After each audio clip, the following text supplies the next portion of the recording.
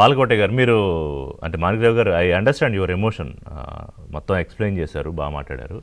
బాలకోటయ్య గారు, ఇప్పుడు రెండు అంశాలు. ఒకటి, కొంతమంది కాదని చెప్తున్నాను, అంటే ఎవరికో భయపడి ఇవాళ రాజధానికి చట్టబద్ధత కోసం ఆంధ్రప్రదేశ్ ప్రభుత్వం ప్రయత్నం చేస్తోంది అనేది, ఏది ఆఫ్టర్ 12 years రాజధాని రాష్ట్రం విడిపోయిన తర్వాత. రెండోది, కేంద్రం రాజధానికి సంబంధించి ఇచ్చే నిధుల విషయంలో కూడా చర్చ ఈ సందర్భంగా, అది ఎంత అవకాశం ఉంటే అంత, అంటే ఇప్పటివరకు ఎంత మనకు వచ్చింది, ఎంత రావాలి, ఎంత గ్రాంటు, అందులో తిరిగి కట్టాల్సింది ఎంత, ఈ చర్చ కూడా జరుగుతోంది. ఏం చెప్తారు? రిషి గారు 3 అంశాలండి. ఒకటి, తీరుమారని జగన్మోహన్ రెడ్డి గురించి మాట్లాడుకోవటం కంటే, తీరుమారని జగన్మోహన్ రెడ్డి గారి గురించి మాట్లాడుకోవటం కంటే, రాజధాని మీద పగబట్టిన జగన్మోహన్ రెడ్డి గారు వైసీపీ పార్టీ గురించి మాట్లాడుకోవటం కంటే, లేదా 2024 చరిత్రకు ముందు ఏం జరిగింది, ఎలా జరిగింది, రాష్ట్ర అవతరణ ఏంటి, విభజన ఏంటి, అమరావతి ఉద్యమం ఏంటి, వీటన్నిటి అంశాల గురించి మాట్లాడుకోవటం కంటే ఇప్పుడు జరుగుతున్న పరిణామం, పొంగొత్త పరిణామం, కేంద్ర ప్రభుత్వ విభజన చట్టంలో సవరణ గురించి తప్పనిసరిగా దీనిని మాట్లాడాలి. ఒకటి ఏంటంటే, రెండు, ఇది ఫెడరల్ సిస్టమ్. కేంద్ర ప్రభుత్వము రాష్ట్ర ప్రభుత్వాలు ఉంటాయి.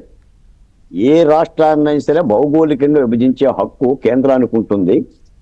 ఏ రాష్ట్ర రాజధాని ఏ రాష్ట్రానికి ఉండాలో నిర్ణయించే హక్కు కూడా కేంద్ర ప్రభుత్వానికి ఉంటుంది.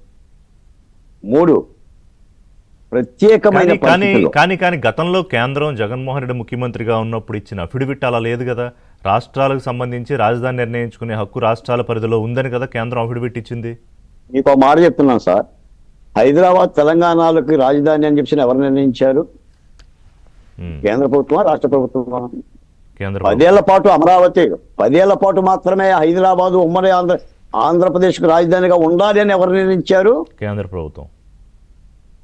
ఇప్పుడు అమరావతి రాజధానిగా ఉండాలని చెప్పి ఎవరు నిర్ణయించాలి? ఇది ఒక ప్రత్యేకమైన సందర్భం చెప్తున్నా. నిజానికి మీరన్నట్టుగా ఏ రాష్ట్ర ప్రభుత్వాలకు కూడా రాజధానిని కేంద్ర ప్రభుత్వాలు నిర్ణయించరా, కానీ మన ఒక ప్రత్యేక సందర్భం, మన విభజనే ప్రత్యేకం. ఇప్పుడు నూతనంగా ఏర్పాటైన రాష్ట్రం నూతన రాజధాని కట్టుకోవాలి. పాత రాష్ట్రమైన ఆంధ్రప్రదేశ్ నూతన రాజధాని కట్టుకుంటుంది. ఆ రోజు జరిగిన పరిణామాలు అవి. కాబట్టి ఈ ప్రత్యేక చరిత్రలోనే ఇది ఒక పెక్యులర్ కేసు మీరు అన్నట్టు.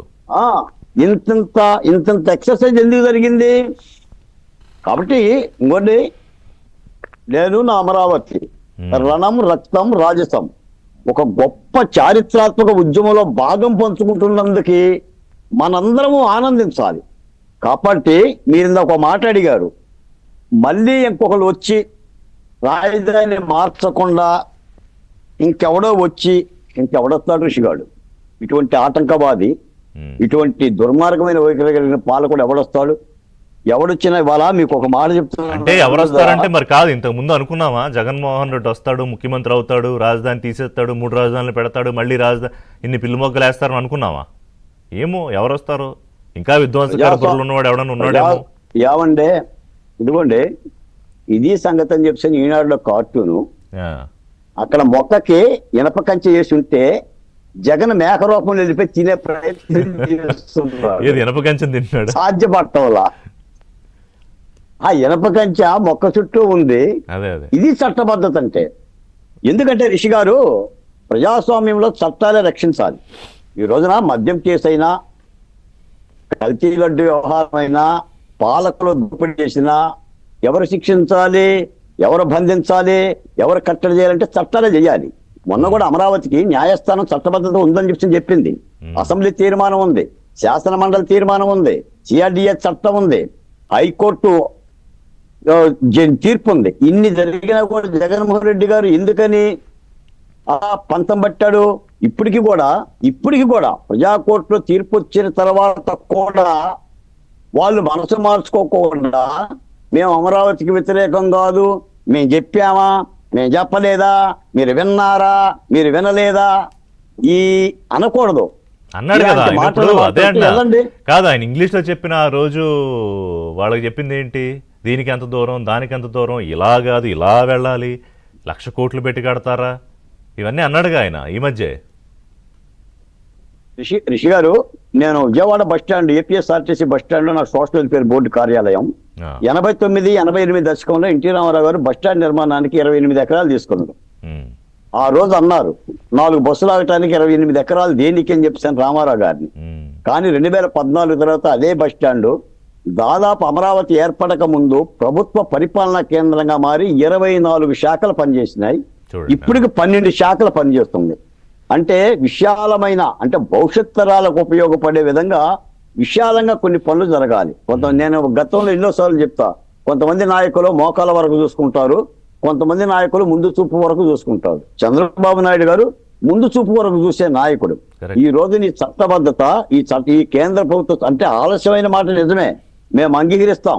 అమరావతి ఉద్యమంలో కూడా మేము ఢిల్లీ పురవీధుల్లో మేము కేంద్ర ప్రభుత్వాన్ని కోరాం. ఇదే పాతూరు నాగభూషణం గారు మాకు ఢిల్లీలో కూడా గెలిచారు. ఎన్నో చెరలు పడ్డాం, ఎన్నో వేదనలు పడ్డాం. ఆలస్యమైనా కానీ కేంద్ర ప్రభుత్వం యొక్క ఈ విభజన చట్టం సవరణతో ఇక అమరావతి మీద అన్ని శాపాలు, అన్ని కల్మషాలు, అన్ని రుగ్మతలు, అన్ని ఆరోపణలు, అన్ని అపనిందలు అన్ని కూడా తిరిగిపోతాయండి. జగన్మోహన్ రెడ్డి గారు ఇప్పుడు ఈ చట్టబద్ధత తర్వాత అసలు జగన్ గాని ఆయన పార్టీ నాయకులు కానీ దీని మీద ఏం మాట్లాడరని అనుకుంటున్నారా? మాట్లాడే అవకాశం ఉండకపోవచ్చా?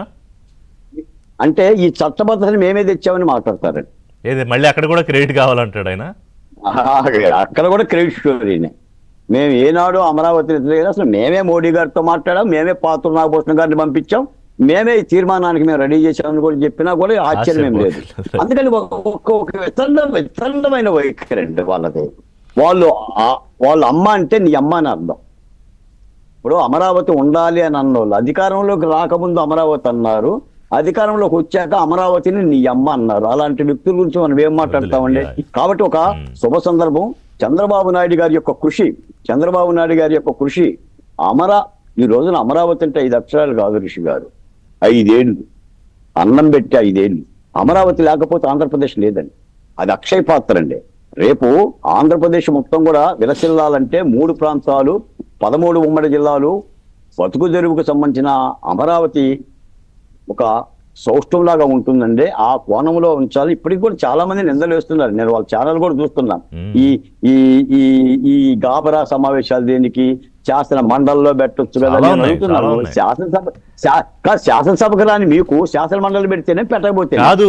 బాలకోట గారు ఏదో చూసా, అమరావతి అనేది అతిపెద్ద అవినీతి కుంభకోణం అనే దాని మీద చర్చిస్తుంటే, అంటే ఇంకా ఏ యాంగిల్ దొరక్కపోతే దాన్ని పెట్టి అవినీతి కోణం మాట్లాడుతున్నారు. దాని మీద మాట్లాడదాం. ఒక చిన్న బ్రేక్ తీసుకుంటా. బ్రేక్ తర్వాత నాగభూషణం గారు మాట్లాడతారు. అంటే దీని మీద చట్టబద్ధతకు సంబంధించి కూడా కొన్ని ప్రశ్నలు లేవనెత్తుతున్నారు నాగభూషణం గారు. అంటే అనేక రాజ్యాంగ సవరణలు మనం చేసుకున్నాము, చట్టాలు మార్చుకున్నాము.